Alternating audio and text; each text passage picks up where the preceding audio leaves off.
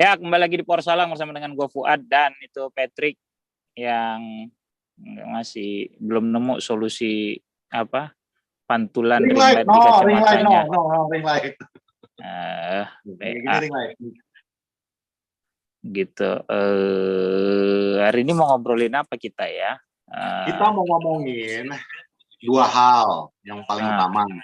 Yang ah, pertama adalah lolosnya Manchester United ke final dan menghentikan kutukan semifinalnya oleh. Oke.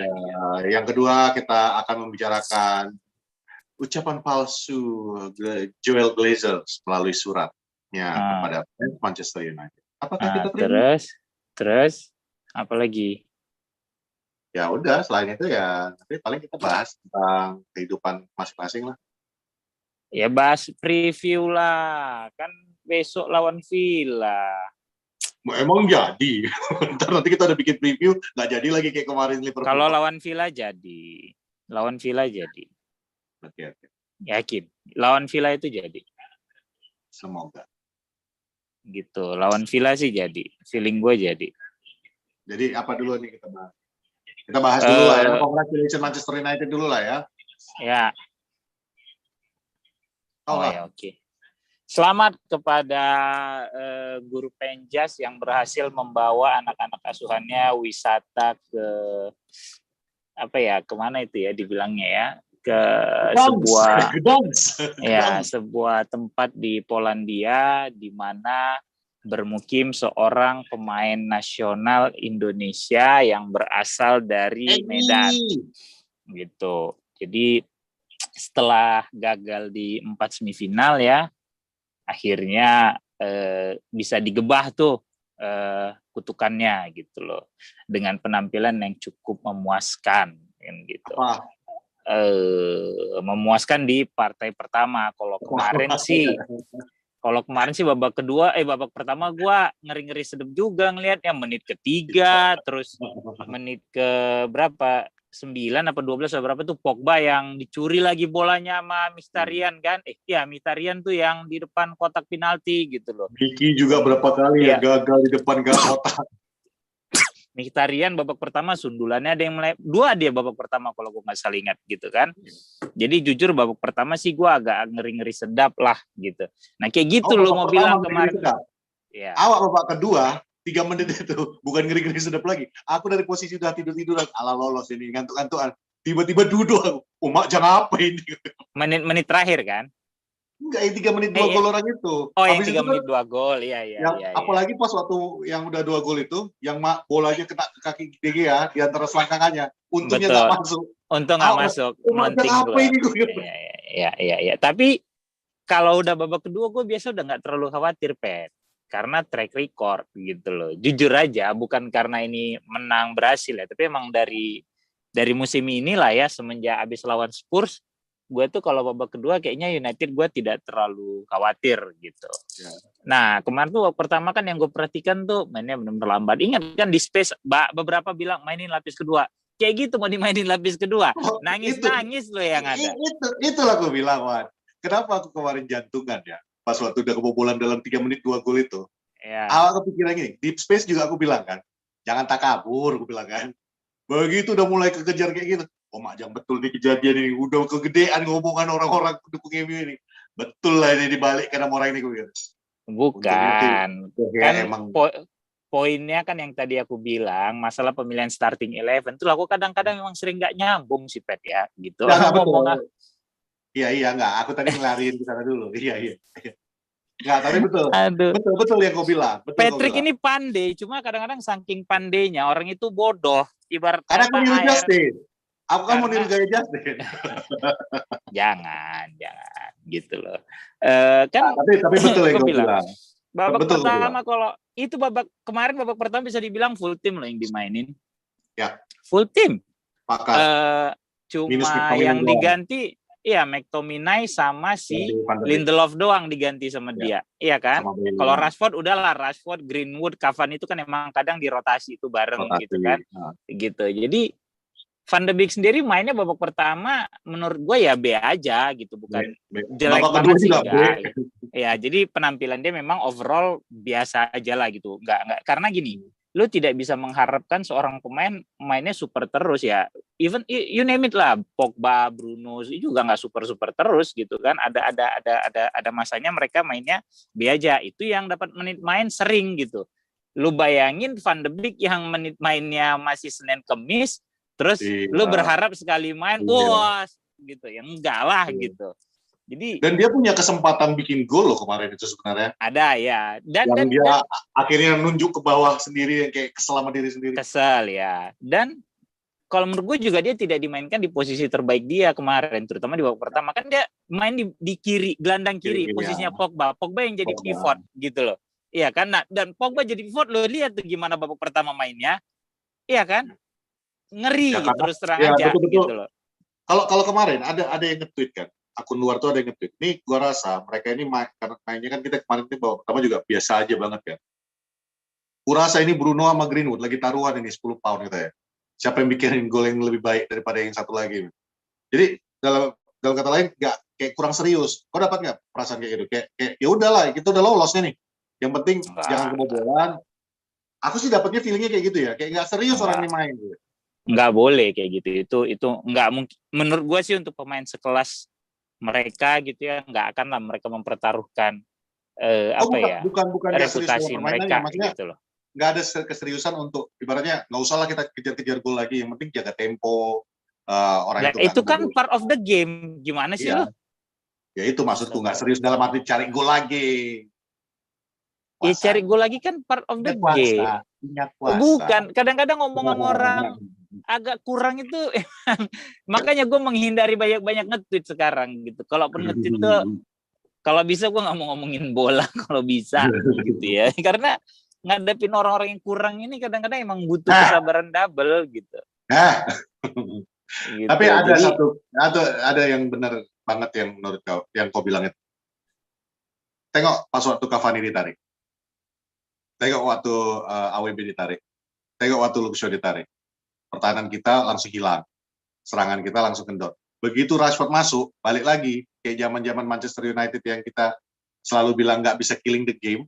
Ya jatuh-jatuhnya kayak gitu lagi kemarin kan. Nggak ada lagi Cavani yang buka ruang, yang cari ruang, yang jadikan dirinya jadi target. Mandek. Rashford balik lagi dengan gayanya dia yang dribble bola kiri, dribble bola kanan. Dan Cavani sendiri juga 2 pertandingan terakhir emang agak egois menurut gua, jujur aja gitu. Emang harus begitu sebagai striker kan gitu. Oh iya, striker tuh harus egois, harus oportunis, itu jelas gitu ya. Gua tidak menyalahkan, cuma terkadang kan for the sake of the team kan juga lu harus ngelihat ada temen lu yang mungkin yang posisinya lebih bagus dari lu. Kayak kemarin tuh kan sempet Pogba juga kalau nggak salah gua kan yang dia shoot dari babak pertama yang kalau mungkin dia umpan ke tengah. Greenwood lah diomelin sama Cavani. Kau tengok yang Greenwood ngetes yang ya nyamping. I'm open kan. Ya gitu. Jadi maksud gua ya harusnya kan begitu gitu. Cuma ya udahlah ya, karena hasilnya berpihak kan, gua selalu bilang nggak akan ada yang ngomel kalau hasilnya berpihak gitu loh. Mau siapapun yang dimainkan, mau kapan dia ganti pemain, mau kadang main egois gitu ya. Ada cuma nggak akan semasif kalau hasilnya itu tidak berpihak kan gitu. Tapi jujur aja babak pertama tuh gue agak ngeri, terutama itu 15-20 menit awal kan gitu. 15-20 menit awal tuh gue agak ngeri sampai akhirnya Cavani bikin gol. Nah itu gue udah agak tenang karena secara mental pada saat lu bisa bikin gol away kemudian menambah agregat, ya mau nggak mau lawan lu pasti akan bekerja lebih keras untuk bikin gol, dan itu bisa jadi akan banyak ruang-ruang tercipta di pertahanannya mereka gitu loh. Golnya kedua kan begitu juga. Kayak gol pertama deh kayak enakan nyerang, Smalling ketinggalan gitu kan. Dikasih sama si Fred gitu. Enak tuh umpannya Fred kan gitu. Orang yang kalian bilang nggak bisa ngumpan, yang tentunya cuma lari-lari aja. Ya memang cuma 1 dari 20-30 partai kali ya asis dia gitu. Maksud gua beberapa orang kan emang ditakdirkan tidak bisa emang itu job description dia. Iya, makanya kadang kalau kita mau bilang kayak Makalele. Gue ingat tuh Makalele itu di Chelsea. Seingat gue nggak pernah bikin gol. Seingat gue ya, correct me if I'm wrong gitu ya, buat kalian fans Chelsea kalau ada yang nonton ataupun kalian misalnya ada fans United yang ingat. Satu-satunya gol buat Makalele yang gue ingat itu adalah penalti yang memang dikasih untuk dia pada saat Chelsea udah juara. Jadi waktu itu Chelsea dapat penalti, tapi karena Chelsea udah juara, Makelele yang ngambil, bukan Lampard, bukan Drogba. Bukan Lampard lah, kan Lampard itu pengambil penalti pertama di Chelsea gitu. Jadi itu yang gue ingat gitu, bahwa seorang Makelele juga job desk-nya itu bukan ngasih assist, bukan bikin gol gitu, enggak. Kerjaannya dia emang ngerusak irama lawan, ngelindungin gelandang-gelandangnya dia gitu. Sama kayak Gattuso gitu. Ya, sama kayak Gattuso, sama kayak Kino dulu. Iya gitu loh. Cuma Kino lebih produktif lah kan gitu. Ya. Maksud gue kan Makelele deh. Gitu. Iya, bukan job desk dia, dan Fred juga job desk-nya bukan bikin gol atau bikin assist gitu. Job desk dia emang lari ke sana ke sini aja, ngerusakin lawan, udah selesai gitu. Ya, ayam itu sih. Kepala kata coach ya. Iya. Cuma ayam nggak berkepala kan kadang-kadang lebih bahaya tuh, karena lari ke sana ke sini nyeruduk orang. Seruduk ayam gitu. Iya, diseruduk orang bisa itu. Atau pada saat lu kalau didatengin ayam berkepala kan pasti lu ngindar. Sebentar dulu, Pak. Iya, kalau kan? ada ayam nggak berkepala datangin aku, kabur aku, Pak. Nah, kok bisa ya ayam masih jalan? Nah, kan gitu kan lu, apaan sih ini, kan pasti lu kabur gitu loh. Emang begitu. Jadi biasakan melihat sesuatu itu setengah penuh, bukan setengah kosong. Jadi air yang ditaruh di sebuah gelas, kalau isinya cuma 3/4 atau setengah, lu jangan bilang tiap hari. kurang penuh airnya gitu loh. Biasakan tuh alhamdulillah. Ya, ada setengah nih airnya, bisa gua minum gitu loh. Biasakan begitu gitu. Jadi udah bersyukur aja dulu sekarang lolos ke final gitu kan. Nah, iya nggak suka sama Malaysia. Tapi ada yang bilang gini, Bang. Heboh kali lah kalian masuk ke final Piala Eropa. Padahal kelasnya squad kalian itu kelas yang bisa seharusnya di Champions League. Tetap aja ada bolot yang komentar. Kalau gitu apa kabar Liverpool sekarang? Iya ya, kualitas pemainnya kan katanya itu skuad yang terbaik Premier League sepanjang masa katanya kan. Di urutan berapa mereka sekarang? 7, 6. Ya, 6. Terancam nggak lolos ke Champions League. Berharap West Ham kalah ini dia. Maksud gua kurang-kurangin lah deh. Aduh, kalian inilah deh ya. Tapi ya udahlah, selalu itu yang bikin mungkin universe ini balance, Pat. Iyalah. Ya gitu. Iya kan? Ya yin and yang kan. Yin and yang, betul. Yin and yang gitu. Betul. Namanya orang ke final, walaupun kasta kedua itu kan ada perjuangan. Dibandingin City ke final, lawannya lu lihat aja siapa aja. Iya ya, itu perjalanan yang paling enak dalam sejarah. Lu cek City ke final Champions League lawannya siapa aja. Ya paling PSG lah yang paling berat. Paling PSG. Sebelum PSG ketemu siapa dia? Sebelum itu ketemu siapa lagi dia? Nanti dibalas lagi, Bang. Dibalas lagi. Alah MU yang dilawan kalau nggak Itali Spanyol katanya. Lah emang ada negara mana lagi? Belanda paling. Terus Belanda, Jerman. Ntar ketemu Jerman kita ketemu kemarin kan? Champions League. Oh enggak. Iya Champions League kan kita Spanyol Itali terus. Iya, Spanyol Itali gitu kan. Tapi kan emang begitu, mau diapain gitu. Sarain dong tuh yang bikin undian gitu. Sekarang lagi gini aja lah, Bang. Statementnya paling simpel kayak gini aja lah.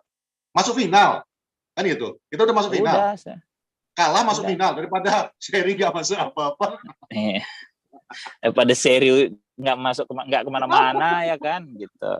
Ya udah nikmati aja nih. Kapan sih final? Tanggal berapa ya? Gue lupa. Nah, finalnya itu 26 Mei sama persis kayak 1999. On the day of Matt Busby birthday. Jadi kalau kita juara itu betul-betul kembali lagi ke 1999 merayakan ulang tahun Matt Busby di finalnya Champions League, dan ini finalnya Eropa. Tanggal cantik. Ya, 26 Mei. Berarti setelah 26 Mei gue buka PO nih kaos FCL. Asik. By the way, Bang, numpang jualan juga ya, Bang ya. Green and Gold ya, guys. Kalau ada yang tertarik ya. 50+1 ini last minute ya detailnya. Kalau ada yang tertarik nanti kita akan buka PO-nya ya. Ini adalah jersey Newton and Heath yang replikaan ala-ala saya dan teman-teman saya di Reason. Oke? Udah, Bang, makasih Bang. Ya. Dibikin itu size chart-nya yang bagus kalau mau jualan. Jangan cuma ini ada nih baru. Gitu. Gitu. Jadi udah ini lu bisa agak rileks lah ngadepin 3 pertandingan terakhir. Kita masih ada sisa 5 pertandingan ya. Apalagi kemarin Newcastle bantu kita ngalahin Leicester. Betul-betul sekarang udah santai. Kalau gue sih ngelihatnya gini ya, satu kemenangan aja udah bisa bikin kita aman. Iya. Satu kemenangan aja udah bisa bikin kita aman di posisi 4 sejelek-jeleknya. 1, 2, 3, 4 sejelek-jeleknya. Ya, sejelek-jeleknya lu cuma butuh satu kemenangan untuk stay di top 4 gitu. Ya. Kemudian apa tadi mau gue bilang, ya lawan Villa besok sih menurut gue agak bisa santai ya. Mungkin Matic main, mungkin McTominay main gitu ya. Bisa jadi juga Telles main, Lindelof sama Maguire, Wan-Bissaka. Kemudian mungkin Pogba, Bruno sih main dari awal. Cavani mungkin istirahat rasa gue. Mungkin ya. Menurut lo nih, ini gue serius nanya. Menurut lo dengan kondisi kita nih jadwalnya kan memang ditempel banget ya. Kita berasumsi aja lah bahwa dengan adanya surat dari Glazer ini supporter akan mengizinkan pertandingan berjalan. Kita anggap aja lah. Lebih tenang, menenangkan. Kita anggaplah pertandingan karena kan Leicester tuh di home juga kan jatuhnya. Ya. Menurut lo nih, Bang, dengan kondisi begitu pada menempelnya nih, lawan Villa ini pemain ini akan masuk dengan betul kan kita selalu bilang masuk tuh jangan berpikiran untuk cari draw. Tapi untuk kali ini menurut lo secara jujur aja apa nggak benar-benar mikirnya yaudah yang penting nggak kalah aja? Oh nggak bisa. Siapapun pemain pada saat dia bukan cuma buat United lah ya. Buat siapapun lu bermain, lu masuk ke lapangan tuh nggak boleh dengan mental, udahlah yang penting jangan kalah, nggak bisa. Mau siapapun, lu harus masuk ke lapangan dengan keyakinan, gue mesti bisa menang. Gitu loh. Nah itu tugas pelatih, gitu. Gimana dia menyuntikkan motivasi, kayak yang gue bilang tadi, mungkin lawan Villa besok itu ya, feeling gue Telles main babak pertama, kemudian McTominay mungkin main sama Matic gitu kan. Mungkin Bruno sama mungkin Bruno main dari awal karena kan kemarin lawan Roma kan dia diganti kan. Diganti. Dia juga gitu. Bilang kan masa kecil gua aja 8-9 jam main bola, ini mah enggak ada. Iya gitu. Jadi mungkin Bruno, Pogba main, Cavani sih feeling gua diistirahatin. Oke. Cavani diistirahatin. Nah, gua nggak tahu nih kalau Martial memang benar-benar udah fit benar, ya mungkin belum ya. Kemarin baru latihan ringan dia ya. Latihan ringan doang. Ya. Jadi bisa jadi sih Rashford sih sama Greenwood yang main rasa gue. Cavani sih akan diistirahatkan gitu. Karena sekarang yang terpenting adalah menjaga kebugaran pemain-pemain ini, terutama kayak Cavani, Bruno gitu ya. Betul. Pogba juga gitu. Itu perlu dijaga kebugarannya lah gitu. Dan kemarin gue juga kaget pada saat Ole berani memutuskan tidak memainkan Lindelof gitu loh, dia mainin Bailey gitu. Dan si kampret tuh babak pertama lihat kan yang soloran. Tapi orang nggak bisa marah sama Bailey ini loh, benar. Kalau ingat itu nggak bisa aku nggak ketawa. Bawa dari belakang, awal dia bawa dari belakang lewat tengah ya kan. Aku udah duduk, wih paten nih, ada sesuatu yang. Bruno udah minta loh di kiri. Iya, aku mikir ya, ini bakal jadi salah satu highlight of the game ini aku pikir ya. Tiba-tiba udah nyampe depan, passing ke Smalling. Passingnya kayak gitu, coba lah. Ih, gila. Tapi itu gue bilang, maksud gue, Bailey itu panik. Udah gitu panik balik belakang. Itu aku yakin tuh Smalling teriak dari belakang. Panik nggak? Ya panik lah, masa enggak?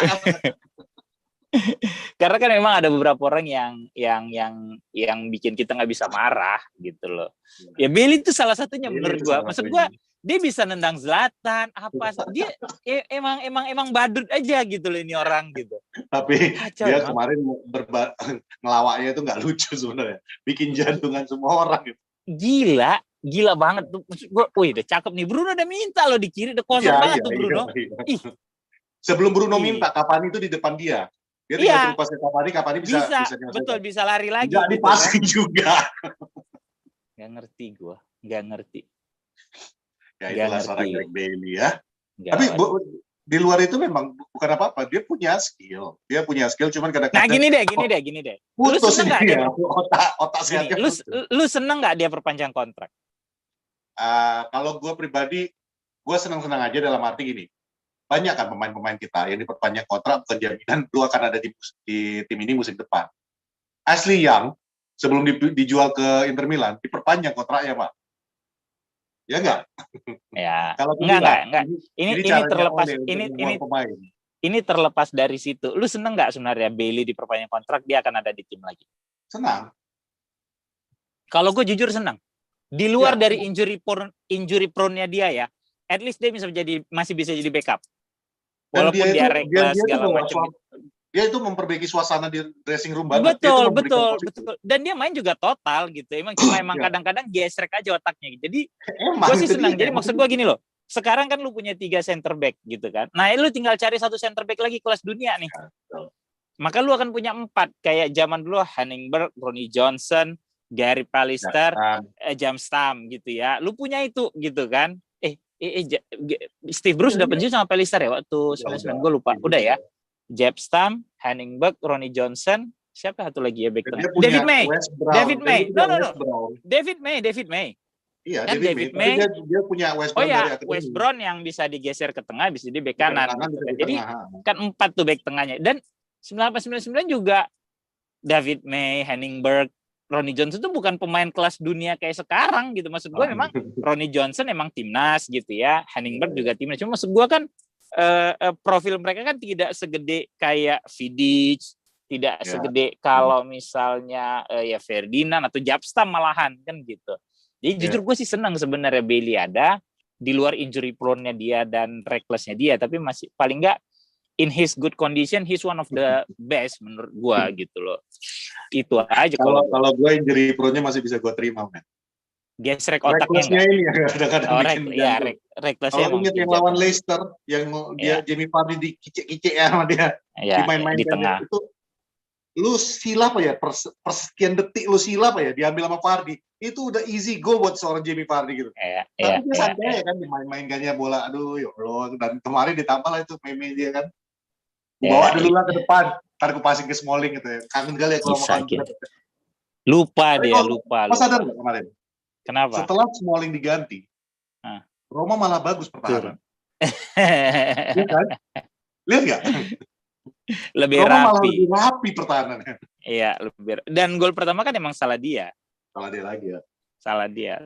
Salah Smalling itu gol pertama gitu loh. Itu sih. Jadi balik lagi kalau lawan Villa, gua rasa lu bisa ngistirahatin beberapa pemain lah ya gitu, kayak Shaw terutama, kemudian Fred boleh lu istirahatin gitu kan. Bahkan kalau lu mau mainin McTominay dengan Van de Beek juga I'm fine with that gitu loh. Kalau lu nggak mau mainin Matic gitu ya, lu kasih menit mainin Van de Beek. Ya, lu kasih menit main Van de Beek yang mulai banyak gitu. Dulu Fergie lakukan. Iya gitu loh. Lu kasih dia menit main adaptasi segala macam gitu. Yang jarang main. Kalau gue sih itu gitu, lu main Van de Beek sama Jones main lah.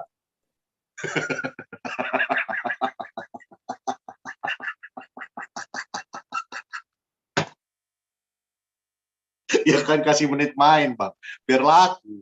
Nanti siapa yang beli kalau nggak dikasih main sedikit pun? Yang bilang mau jual Jones siapa?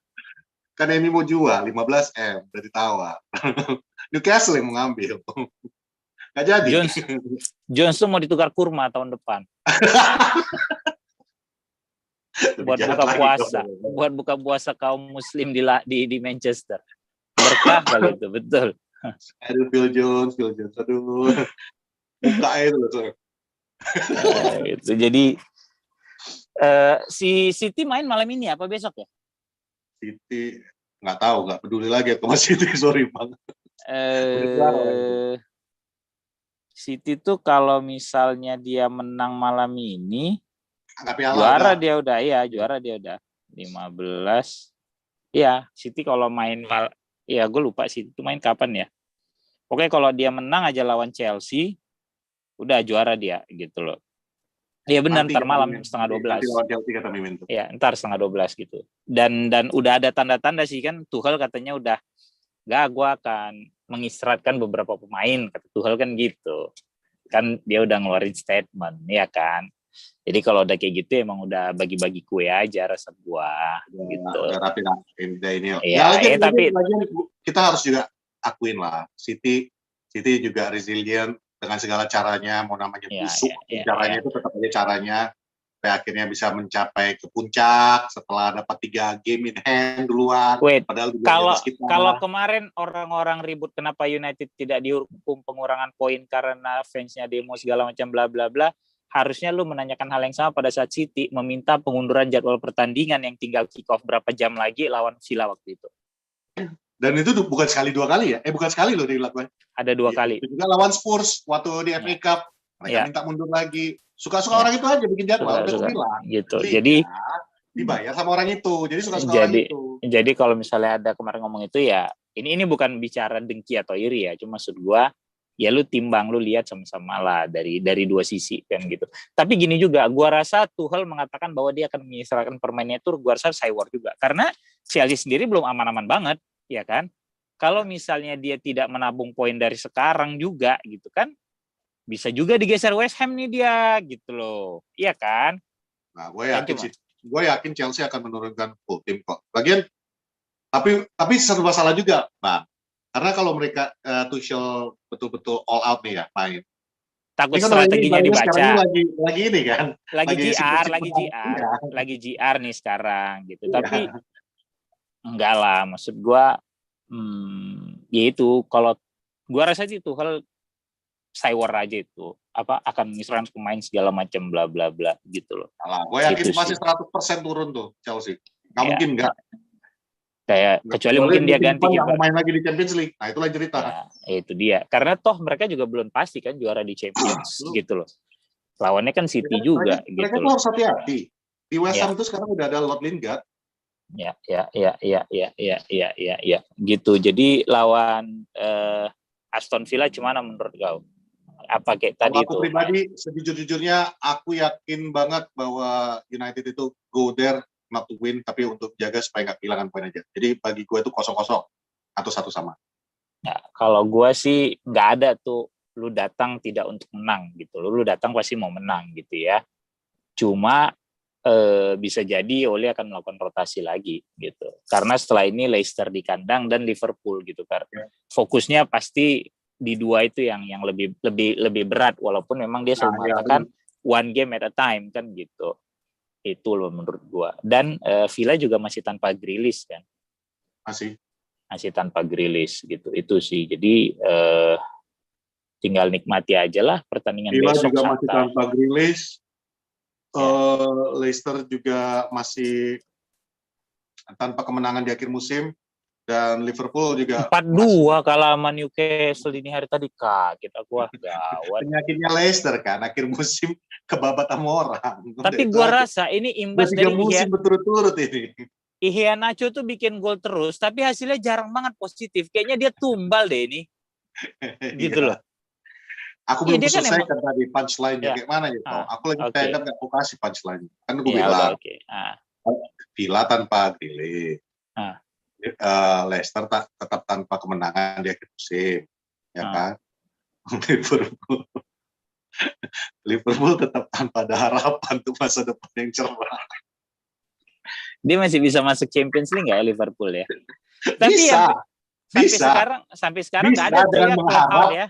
Dia bisa masuk ke Champions League dengan mengharap West Ham kalah, Leicester kalah, Chelsea kalah, MU kalah. Masih lah. Dia selisih, dia masih bisa naik ke urutan 4.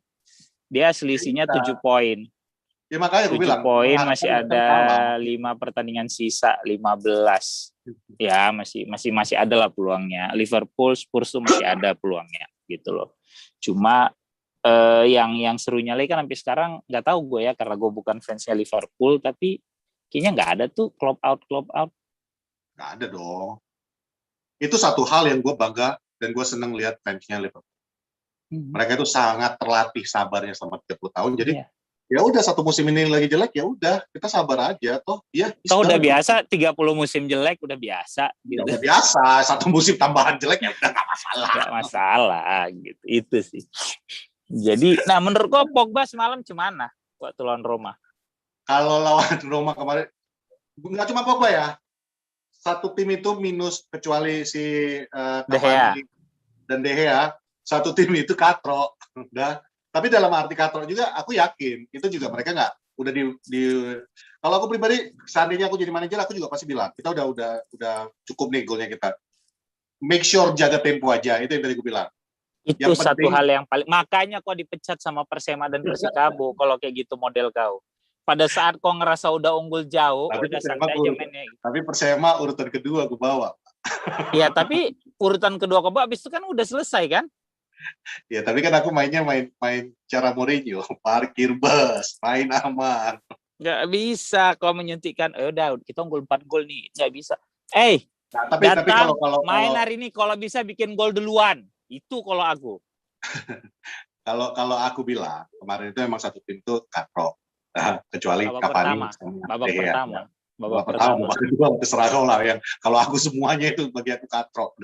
Cuman kalau Pogba sendiri aku bisa ngerti. Ngerti loh. Nggak, bisa gue ngerti gini loh. Dia juga udah tahu kan. Ini satu kaki MU udah di final. Udah. Hal yang terakhir yang diinginkan dia adalah cedera atau kena kartu. Jadi aku yakin sebagian besar pemain itu di balik kepalanya itu udah mikirin jangan sampai awak nggak bisa main final gara-gara gue cedera. Itu yang aku khawatirin di sisa pertandingan di Premier League juga. Semuanya pada jaga-jaga supaya nggak cedera. Mereka berarti mesti belajar dari Roy Keane sama Paul Scholes. Oh iya, mentalnya belum nyampe situ Pak. Beda. Roy Keane dan Paul, kalau Roy Keane memang mentalnya baja lah ya. Scholes juga demikian, memang all out for the club. Tapi at the end of the day mereka juga udah banyak menang trofi kan. Kalau ini kan rata-rata 9-9 belum menang trofi loh yang mereka dapat kartu lawan Juve yang akhirnya nggak bisa main di final. Maksudnya Premier League kan udah dapat, FA Cup udah dapat. 9-9 itu baru 7 musim setelah kita juara. Premier League kan udah dapat sama FA Cup udah dapat. Iya, cuma itu aja udah dapat satu-satu. Iya, cuma maksud gua belum banyak-banyak banget ya, gitu loh. Nah, tapi kalau dalam hal yang kayak ini kan yang literally yang udah ke final di 2017 itu di squad itu tinggal De Gea, Pogba, Matic, Mata, Rashford, banyak juga ya. Banyak juga ternyata. Tadi aku pikir cuma dikit. Setelah aku sebut banyak juga ternyata. Lebih lah. Kalau yang kemarin itu yang main. Smalling sama Mkhitaryan. Oh janganlah itu Mkhitaryan. Digabung aja, digabung. Jadi udah banyak Man United yang pernah ke final dan juara Europa League gitu kalau menurut aku. Jadi udahlah diusudain aja udah asa, udah juhur gitu ya. Satu lagi isunya. Apalagi? Will Glazer mengirimkan surat permintaan maaf kepada fans Manchester United. Ya. Tapi emang si Avram itu sengak banget loh, benar pengen banget ditampol loh. Ditanyain diam apa gitu, bener loh, bener. Ngeliatnya aja emosi. Betul. Kau lihat dia, yang kau ingat itu apa? Pasti penjahat-penjahat di semua film-film action rata-rata kayak gitu modelnya kan, botak, rambutnya dikuncir di belakang. Ya model-model film-film tahun 90-an apalagi penjahat-penjahatnya pasti modelnya kayak gitu semua. Iya, udah gitu tinggalnya di Florida pula ya kan. Iya, ketemu sama bad boys aja tuh biar cetar. Ya, bagusan ditembak sama itu kemarin siapa? Will Smith. Gitu. Matikan aja gitu ya. Jadi maksud gua, ngeliatnya aja emang sengak banget loh ditanyain gitu.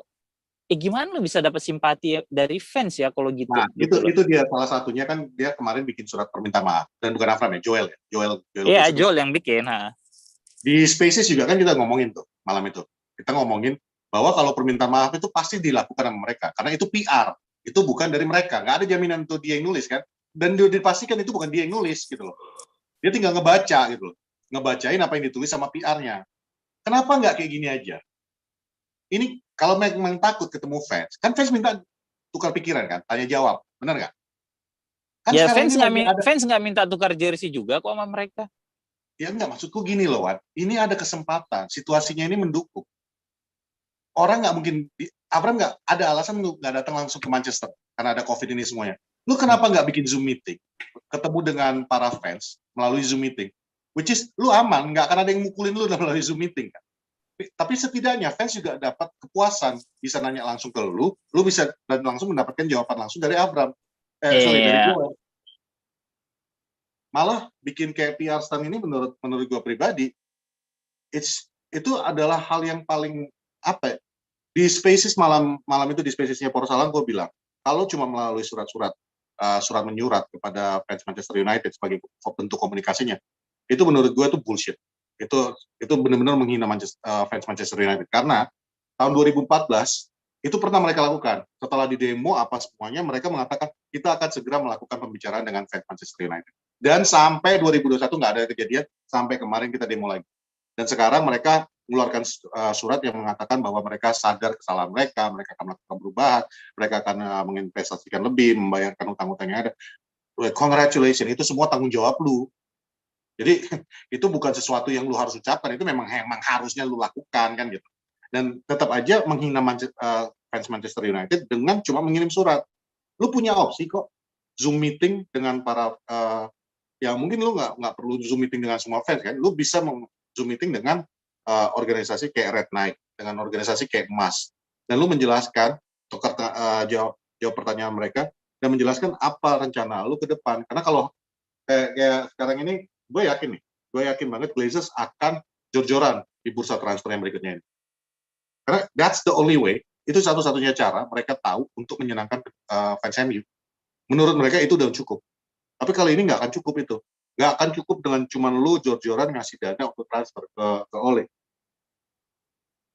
Infrastruktur lu harus perbaiki. Itu Carrington, Old Trafford sendiri, lu harus rapiin kembali. Infrastruktur daripada sistem staffing lu juga lu harus rapiin lagi ulang. Jadi banyak yang nggak cuma sekedar lu beli ini lagi, ini klub udah benar-benar bobrok istilahnya. Jadi kalau hanya untuk beli pemain, lu urusin masalah gaji, lu bayar utang-utang, itu memang udah tanggung jawab lu.